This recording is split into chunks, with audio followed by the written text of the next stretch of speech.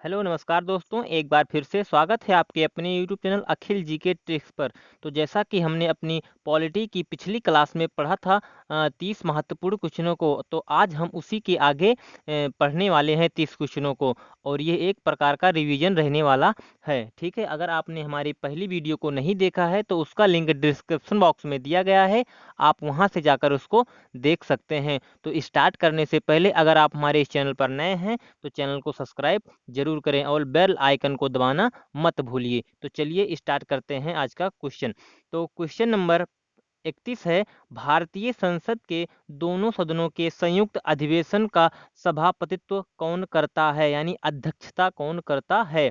भारतीय संसद के दोनों सदनों की संयुक्त अधिवेशन की अध्यक्षता कौन करता है, तो कौन करता है, लोकसभा अध्यक्ष करता है। ऑप्शन नंबर सी यहाँ पर करेक्ट आंसर हो जाएगा। ठीक है, ऑप्शन नंबर सी यहाँ पर सही हो जाएगा। लेकिन दोनों जो अधिवेशन है, इसकी जो संयुक्त बैठक होती है, इसको बुलाता कौन है, इसको राष्ट्रपति बुलाता है अनुच्छेद 108 के तहत। ठीक है, बढ़ते हैं क्वेश्चन नंबर आगे। क्वेश्चन नंबर अगला है, निम्न में से कौन लोकसभा के प्रथम अध्यक्ष थे।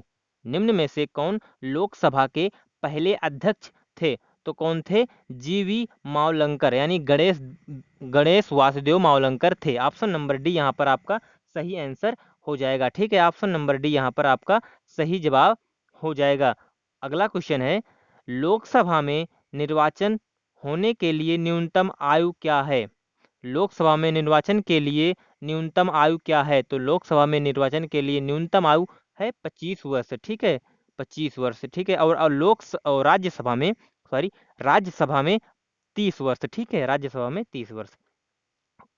अगला क्वेश्चन है, लोकसभा के चुनाव के लिए कौन अधिसूचना जारी करता है।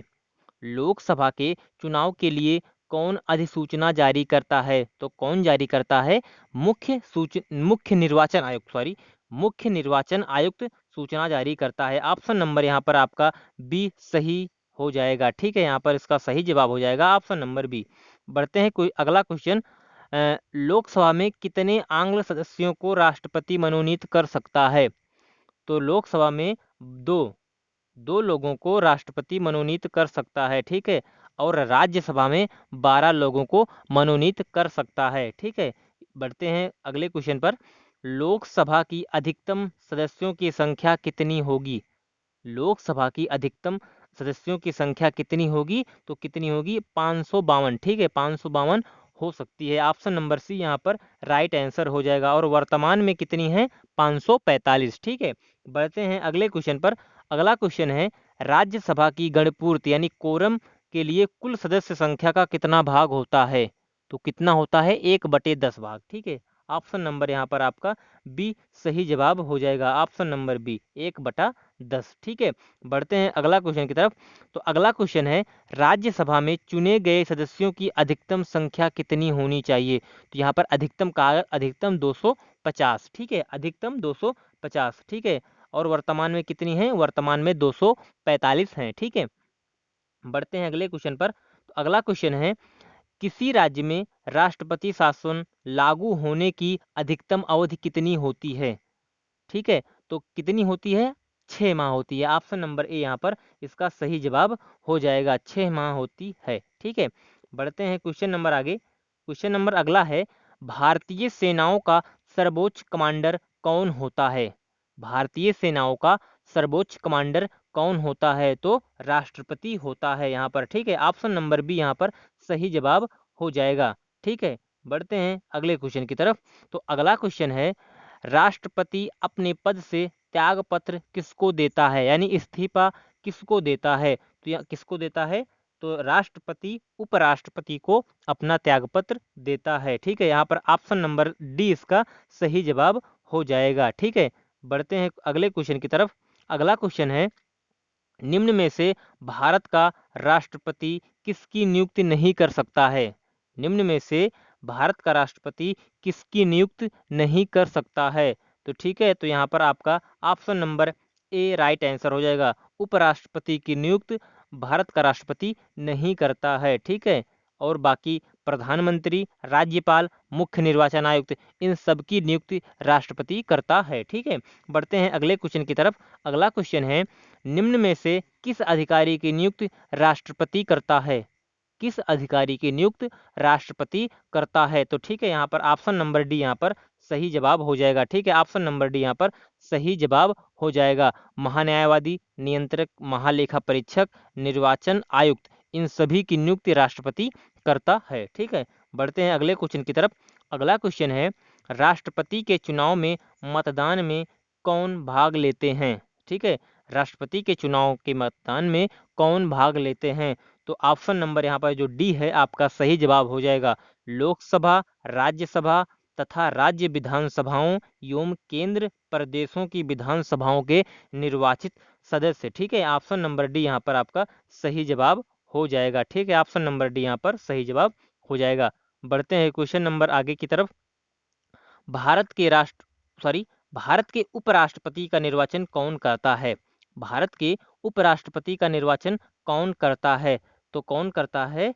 ऑप्शन नंबर सी आपका राइट आंसर हो जाएगा। लोकसभा, राज्यसभा के सदस्य। ऑप्शन नंबर यहाँ पर सी आप सबका सत्य आंसर हो जाएगा। ठीक है, बढ़ते हैं क्वेश्चन नंबर आगे।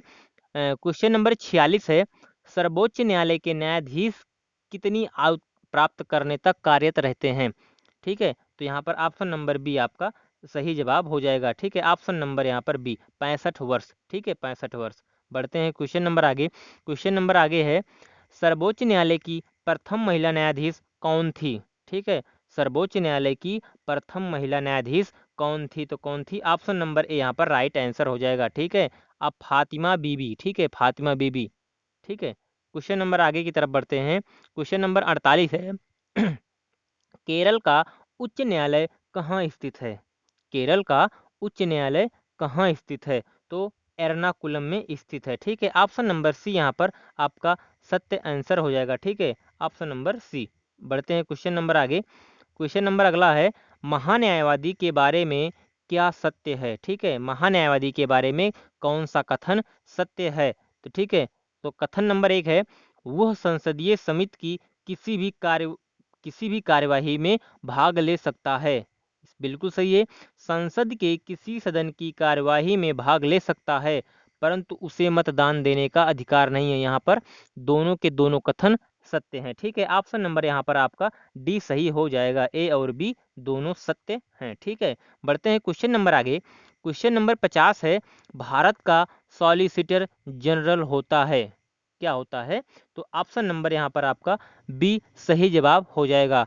जो सॉलिसिटर जनरल होता है वो एक न्यायिक सलाहकार होता है। ठीक है, ऑप्शन नंबर बी यहाँ पर सत्य आंसर हो जाएगा। ठीक है, अगर आपको हमारी वीडियो अच्छी लग रही है तो हमें कमेंट बॉक्स में ज़रूर बताएं। अगर आपने हमारी अभी तक लाइक नहीं किया इस वीडियो को तो वीडियो को लाइक ज़रूर करें। ठीक है, बढ़ते हैं क्वेश्चन नंबर आगे। क्वेश्चन नंबर 51 है, निम्नलिखित में से संसद की कार्यवाही में भाग लेने का अधिकार है यद्यपि वो उसका सदस्य नहीं होता है? तो अभी हमने आपको बताया ऑप्शन नंबर यहाँ पर सी, महान्यायवादी जो होता है वो संसद की कार्यवाही में भाग ले सकता है लेकिन उसे मत देने का अधिकार नहीं होता है। ठीक है, यहाँ पर आपका सही जवाब ऑप्शन नंबर सी, महान्यायवादी हो जाएगा। ठीक है, बढ़ते हैं क्वेश्चन नंबर आगे। क्वेश्चन नंबर 52 है, निम्न राज्यों में से किस राज्य का अपना उच्च न्यायालय नहीं है? ठीक है, निम्न में से किस राज्य का अपना उच्च न्यायालय नहीं है? तो यहाँ पर मणिपुर का अपना खुद का उच्च न्यायालय नहीं है। ठीक है, ऑप्शन नंबर यहाँ पर डी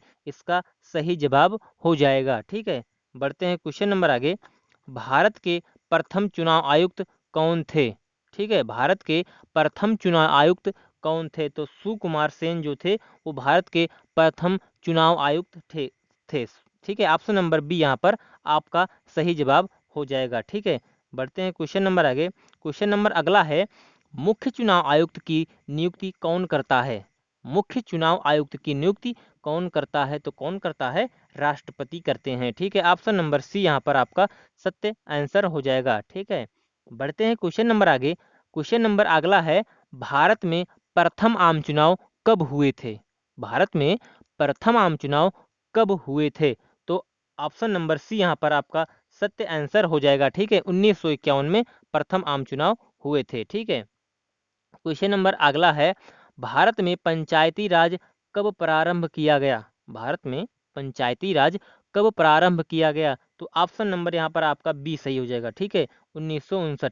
2 अक्टूबर 1959 को राजस्थान के राजस्थान के नागौर जिला से प्रारंभ की गई थी। ठीक है, ये जो पंचायती राज व्यवस्था है, ये 2 अक्टूबर 1959 से राजस्थान के नागौर जिला से प्रारंभ की गई थी। ठीक है, बढ़ते हैं क्वेश्चन नंबर आगे।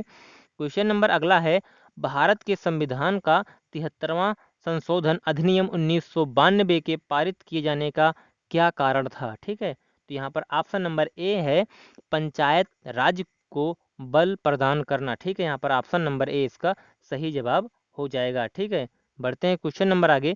क्वेश्चन नंबर 58 है, राष्ट्रपति भारतीय संविधान के किस अनुच्छेद के अंतर्गत अपनी राष्ट्रीय आपात स्थिति घोषित कर सकता है? यानी किस अनुच्छेद के तहत राष्ट्रपति राष्ट्रीय आपात घोषित कर सकता है? तो ठीक है, तो यहाँ पर आपका आंसर हो जाएगा ऑप्शन नंबर ए, राष्ट्रीय आपात 352 के तहत लगा सकता है। और जो राष्ट्रपति शासन है वो अनुच्छेद 356 के तहत लगा सकता है। और ऑप्शन नंबर जो यहाँ पर सी दे रहा है, यहाँ पर वित्तीय आपात, ठीक है, वित्तीय आपात अनुच्छेद 360 के तहत लगा सकता है। ठीक है, बढ़ते हैं क्वेश्चन नंबर आगे। क्वेश्चन नंबर अगला है, भारत सरकार का राष्ट्रपति किसके लिखित सुझाव पर आपात घोषित कर सकता है? तो किसके? केंद्रीय मंत्रिमंडल के। ठीक है, केंद्रीय मंत्रिमंडल के लिखित सुझाव पर आपातकाल घोषित कर सकता है। यहाँ पर ऑप्शन नंबर सी इसका सत्य आंसर हो जाएगा। ठीक है, बढ़ते हैं अगले क्वेश्चन की तरफ। अगला क्वेश्चन है, और ये आज का लास्ट क्वेश्चन है, संसद की मंजूरी से कितने समय तक राष्ट्रीय आपातकाल प्रभावी रह सकता है? तो कितने समय तक प्रभावी रह सकता है? तो 6 माह तक प्रभावी रह सकता है। ऑप्शन नंबर सी यहाँ पर आपका सही आंसर हो जाएगा। तो ये वीडियो कैसा लगा हमें कमेंट बॉक्स में बताना ना भूलें। और अगर आपने हमारे वीडियो को लाइक नहीं किया है तो लाइक ज़रूर कर दीजिए। इसी तरह के वीडियो को पाने के लिए हमारे चैनल को सब्सक्राइब कीजिए। मिलते हैं अगली वीडियो में, तब तक के लिए धन्यवाद।